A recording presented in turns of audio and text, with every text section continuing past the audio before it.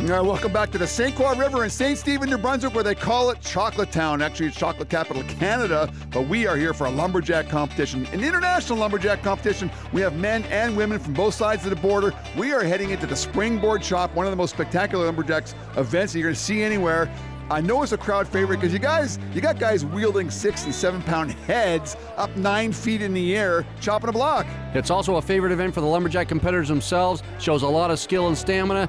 And of course, they got to make good notches here. These competitors, Vince Macy will only be at the sport for 2 years. Luke Bork's been at it a little bit longer, but he still struggles making his notches. Relative newcomers here, and ideally, if you've seen lumberjack sports before, a good competitor is going to do these notches in 4, maybe 5 hits. These guys are going to make sure that they're safe up on their boards. Looks like Vince Macy's ready to go there. He jams his board in, and he takes his board out. He's not quite happy with it, and Luke is really struggling. Good looking notch by Vince Macy. The problem was it wasn't quite deep enough. Vince Macy, a big heavy lad, so he got to make sure that that's in far enough that the board's not going to sag. Well, it looks like Luke is happy with his second board, or his first notch right now, putting his board in, takes the lead over Vince at this point. Now Vince is right behind him, getting up on his first board. You see both these notches, there's lots of small shavings and chips left in their cuts. The guy should be using the heel of their axe to really dig in and actually, you see a good shot there of Vince Macy doing just that very thing and actually prying those chips out with the heel of the axe. And one of the keys here for the springboard notches is the bottom part has got to be flat, because you've got a steel shoe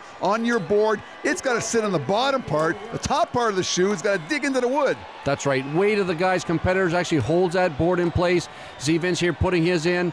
Looks like not a bad board here, but as you can see, it's actually starting to sag on him. Well, Luke Bork is trying to keep pace with Vince at this point. Luke looks like he's going to be pretty comfortable with that board. He gets up on his board, and Vince well into his block.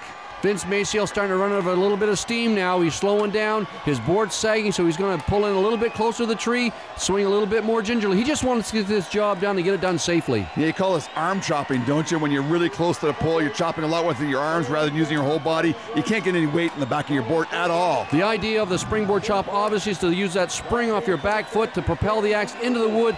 Vince is not able to do that at all. He's turned over to the backside, putting some slicers in right now, coming up on 2 minutes and 30 seconds. Vince Maciel is going to win this first heat over Luke Bork. Vince Maciel knocks it down with a 2:34 as Luke Bork still struggling in his second notch. So it's clear that you struggled with your second board there. You can't get a good quality chop up top there. Tell me with that, show me exactly what happened with your second notch. Yeah, when I put the second notch in, I did come back and straighten it out a little bit, but not as much as I needed to. This needed to be flatter. At least that's the style that I'm using to do a springboard. If I would have had this in flatter, I could have got the board in better, and I'd have been able to chop with my back legs. Hi, my name is Paul Woodland. I'm from Benton, New Brunswick, and I'm a logger. Hello, my name is Moyle Conrad. I live in Nova Scotia, and I'm a foreman at a sawmill. Oh, here we go. A couple of veteran competitors. I'm sure, Rod, you've seen these guys go at it a lot of times over the years. Paul Woodland representing New Brunswick. Moyle Conrad, the king of Nova Scotia. And these guys obviously locking horns in the springboard chop here. They've done it a lot. They're heavier lads, so they're going to want to go a little bit deeper with their notches to make sure they're going to hold them for the duration of the chop. Now Moyle Conrad, he's got to be inching close to 300 pounds. He's got to set his board correctly. He's got to feel comfortable up there as well as he mounts onto his first board. Paul Woodland working on his second notch. See the struggle there with Moyle Conrad. He's also suffering from arthritis in his hip. I know he's told me about that several times now, and it really, it's really inhibiting him in these chopping events. Going back to the drawing board is Moyle Conrad on the first notch. You can see Paul Woodland as he sets his second board in there. He uses his hands, as some competitors do as well, to pull out and wipe out the chips. If you can't get them out, of course, with a heel of your axe, the next thing to do, pull them out with your hands. You want to make sure they're out of there because they will keep the board from going to the back via the notch and actually holding up good and solid. Well, our logger from New Brunswick is happy with his second board. Our sawmill foreman from Nova Scotia, he's up on his second board. Paul Woodland, nice block up top, looking really comfortable.